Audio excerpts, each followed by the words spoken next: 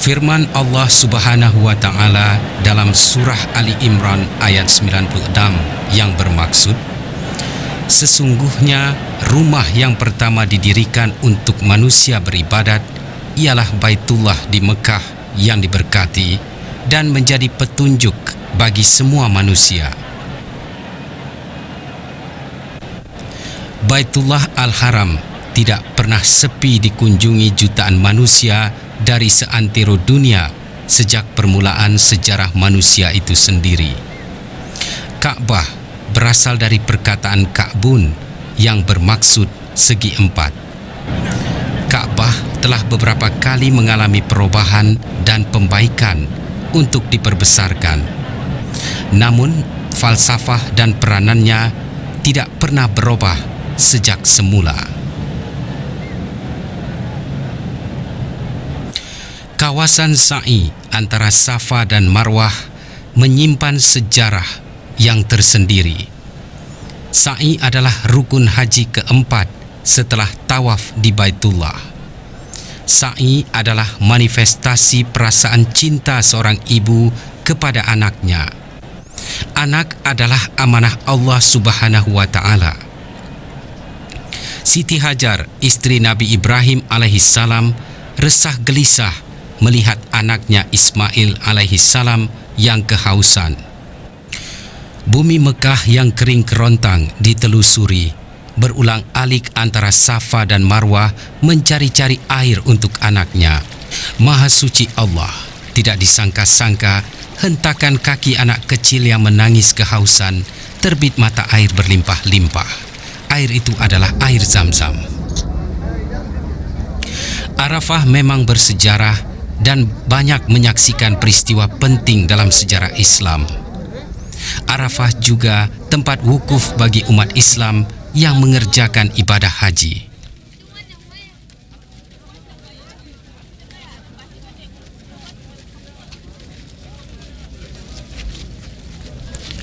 Umrah pula mengimbau sejarah Nabi Ibrahim alaihissalam yang diperintahkan menyembelih anaknya sendiri, Ismail alaihissalam.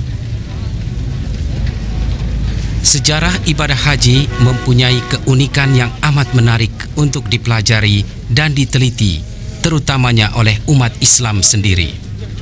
Ibadah ini mempunyai rentetan kisah yang panjang. Sejarahnya bermula sewaktu Nabi Ibrahim alaihissalam diperintahkan membangunkan kembali Ka'bah dan menyeru manusia mengerjakan ibadah haji. Semula ibadah ini bertujuan mengesahkan Allah Subhanahu wa Ta'ala dan mencari keridhaannya. Tetapi kemudian masyarakat jahiliyah menjadikannya satu pesta dan penyembahan serta pemujaan kepada berhala dan roh nenek moyang mereka. Keadaan itu berterusan sehingga sampai seruan Islam yang dibawa oleh Nabi Muhammad SAW. Sejak itulah ibadah ini kembali kepada asalnya, yaitu mengesahkan Allah Subhanahu wa Ta'ala.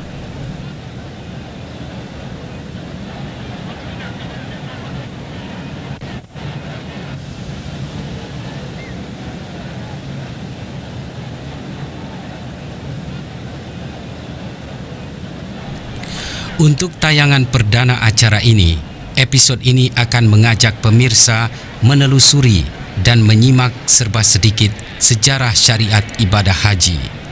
Semoga ia dapat menjadi pedoman dan tuntunan kepada calon jemaah haji, di samping dapat membedakan antara ibadah haji yang dituntut dengan perbuatan haji yang bercampur adat budaya dan khurafat.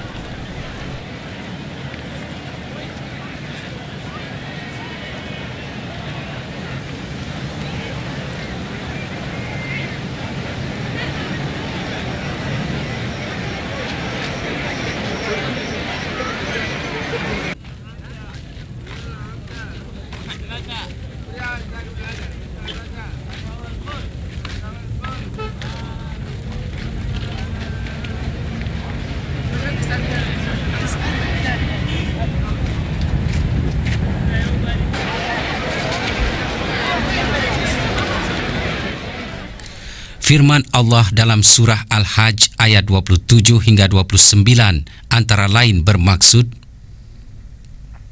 dan serukanlah kepada umat manusia untuk mengerjakan ibadah haji.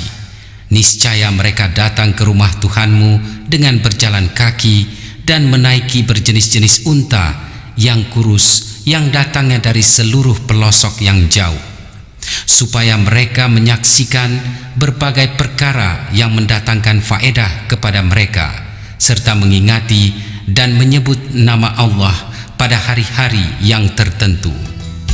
Sudah menjadi lumrah bahwa setiap umat Islam beriman menyimpan keinginan untuk menunaikan fardu haji di Baitullah.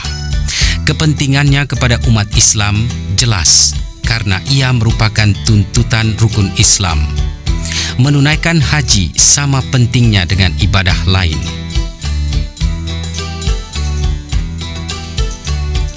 Islam mengizinkan penganutnya mengumpul harta dalam menjalani kehidupan sehari-hari. Namun ia harus berjalan di atas jalan yang benar yang telah ditentukan syarak. Rezeki yang halal dari sumber yang bersih akan mendapat keberkatan dari Allah Subhanahu wa Ta'ala. Bagi umat Islam yang mempunyai harta yang berlebih, boleh menyalurkannya ke jalan kebaikan seperti bersedekah, membayar zakat, menabung, dan membuat amal jariah. Kini terdapat berbagai agensi dan institusi yang menawarkan jasa kepada umat Islam bagi mencapai kesejahteraan dalam menata ekonomi mereka.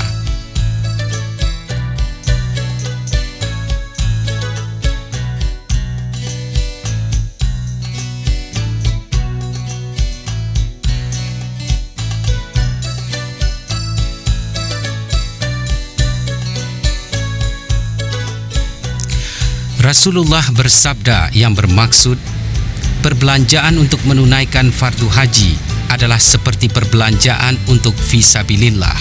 Ganjarannya 700 kali lipat. Makkatul Mukarramah, tanah Barkah. Sesungguhnya doa Nabi Ibrahim alaihissalam kepada Allah agar bumi ini diberkati dimakbulkan.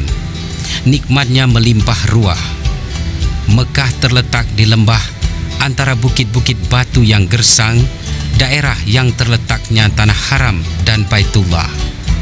Makkah Al-Mukarramah dengan penduduknya yang berjumlah 600.000 jiwa juga dikenali dengan panggilan Bakkah, Ummul Qura, dan Al-Balad Al-Amin.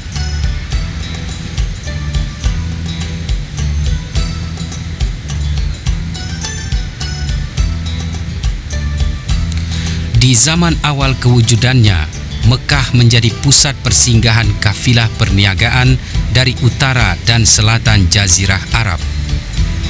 Firman Allah Azza wa Jalla dalam surah Al-Baqarah ayat 126 bermaksud, Ya Tuhanku, jadikan negeri ini negeri yang aman sentosa dan berikanlah rezeki dari buah-buahan kepada penduduknya yang beriman kepada Allah dan hari kemudian.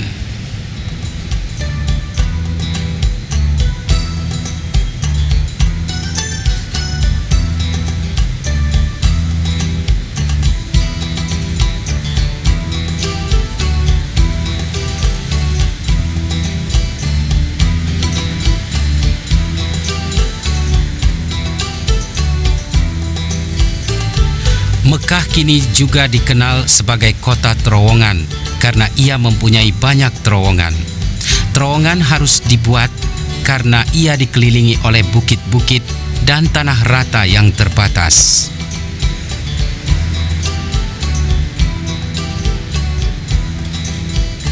Kini Mekah berganti wajah. Ia menjadi kota kosmopolitan yang senantiasa sibuk dan sesak. Seperti juga kota-kota lain di dunia, ia tidak terkecuali dari mengalami kemacetan jalan raya serta menjadi tumpuan penduduk luar kota. Lanskap indah dihias di sekitar kota ini sebagai identitasnya mengeluh-elukan kehadiran umat Islam yang datang untuk mengerjakan umroh dan ibadah haji. Toko-toko dan pusat komersial dibangunkan untuk menggantikan sistem lama seperti bazar dan pasar sehari. Fungsi kota ini tetap seperti dulu. Transaksi usaha berlangsung dan mempertemukan umat Islam dari seluruh dunia. Kalau dulu ia hanya menjadi pusat persinggahan pedagang-pedagang Arab yang pulang pergi antara kota Syam di utara dan Yaman di selatan. Kewajiban kepada Allah tetap menjadi prioritas. Ini dapat dilihat apabila azan berkumandang, semua toko akan ditutup dan para pedagang beriringan ke masjid untuk menunaikan perintah Allah. Masjid Namirah terletak di Arafah. Ia hanya dibuka pada musim haji dan kelihatan sungguh indah. Kehalusan arsitekturnya jelas terlihat di setiap ruang bangunan masjid ini. Sesungguhnya Islam mengajar umatnya menghargai sesuatu yang cantik dan indah. Masjid-masjid di dalam Islam memainkan peranan yang cukup besar. Ia bukan hanya berperanan sebagai tempat beribadah, tetapi ia menjadi pusat komunikasi dan interaksi antar manusia. Ia juga berfungsi sebagai pusat pengembangan sosial masyarakat. Rasulullah Sallallahu Alaihi Wasallam menyatu padukan umat Islam dengan memberi penekanan terhadap sembahyang berjemaah di masjid. Singkatnya, masjid mempunyai peranan yang cukup besar untuk melahirkan umat Islam yang bersatu padu dan teguh iman terhadap Allah Azza wa Jalla. Masjid Jakranah merupakan masjid miqat bagi umat Islam yang mengerjakan ibadah umrah. Terletak tidak berapa jauh dari Masjidil Haram. Masjid Tanaim juga adalah masjid miqat umrah. Sesungguhnya ibadah umrah dan haji mempunyai kaitan yang rapat antar keduanya.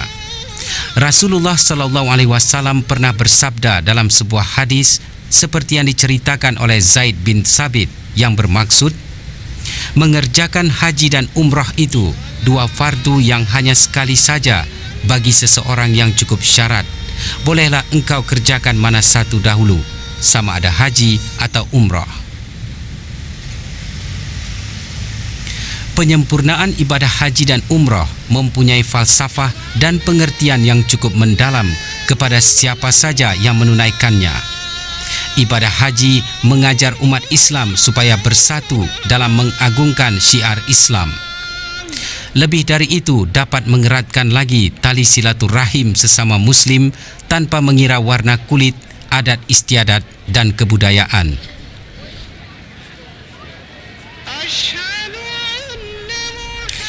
Manusia di sisi Allah adalah makhluk yang begitu istimewa dibandingkan dengan makhluk-makhluk lain.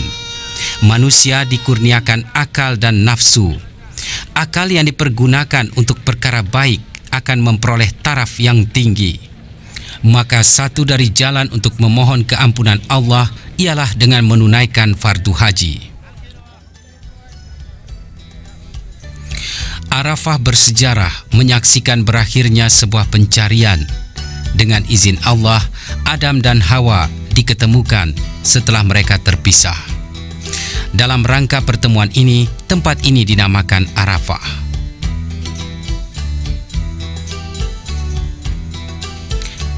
Jabal Rahmah. Tempat ini mengingatkan kita akan peristiwa Hajjatul Wada, yaitu ibadah haji terakhir Rasulullah bersama umat Islam. Disinilah baginda menyampaikan pidato terakhirnya. Wahai manusia, aku tinggalkan kamu dua perkara. Kamu sekali-kali tidak akan tersesat jika kamu berpegang teguh pada keduanya, kitab Allah dan sunnah Rasulullah. Wahai manusia, Tuhanmu hanya satu dan asalmu juga hanyalah satu.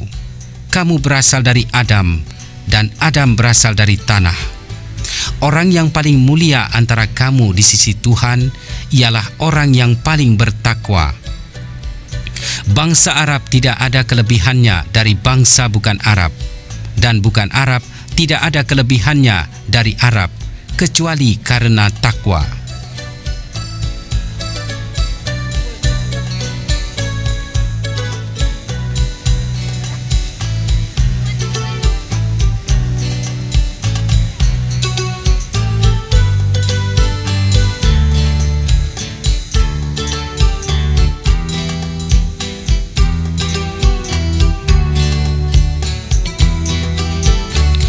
Khutbah terakhir baginda ini cukup memberi tanda kepada umat Islam ketika itu, karena maut telah menanti untuk mencabut nyawa kekasih Allah ini. Khutbah ini adalah rumusan perjuangan baginda menyampaikan risalah Islam selama 22 tahun, dan itulah khutbah terakhir baginda Rasulullah kepada umat Islam. Baginda telah berangkat untuk menunaikan ibadah haji pada tahun tersebut, yakni 10 Hijrah, bersama 100.000 umat Islam. Haji ini lebih dikenali dengan Hajjatul Wada. Firman Allah dalam surah Al-Maidah ayat 3 bermaksud, "Hari ini aku telah sempurnakan bagi kamu agama kamu, dan aku telah cukupkan nikmatku kepada kamu, dan aku telah ridha Islam itu menjadi agama untuk kamu." Mina menginsafkan diri, arti perjuangan dan pengorbanan mutlak. Lontaran jumrah adalah lambang perjuangan manusia yang senantiasa berhadapan dengan godaan syaitan sejak dilahirkan hingga ke akhir hayat. Nabi Ibrahim diganggu iblis tatkala membawa Nabi Ismail alaihissalam untuk dikorbankan. Karena itu, iblis dilontar dengan batu. Sesungguhnya Ibrahim alaihissalam dan Ismail alaihissalam hanya mau diduga Allah. Allah subhanahu wa ta'ala maha pengasih, maha penyayang, agar iman dan takwa mereka menjadi teladan umat kemudian. Nabi Ismail tidak dikorbankan, sebaliknya Allah menggantikannya dengan seekor kibas. Peristiwa Nabi Ibrahim alaihissalam melontar ke arah iblis dilakukan kembali oleh jemaah haji setiap kali musim haji. Melontar bukan sekedar ibadah praktikal, tetapi menuntut jemaah haji menyelami hakikat serta falsafah yang tersurat di sebalik perbuatan melontar itu.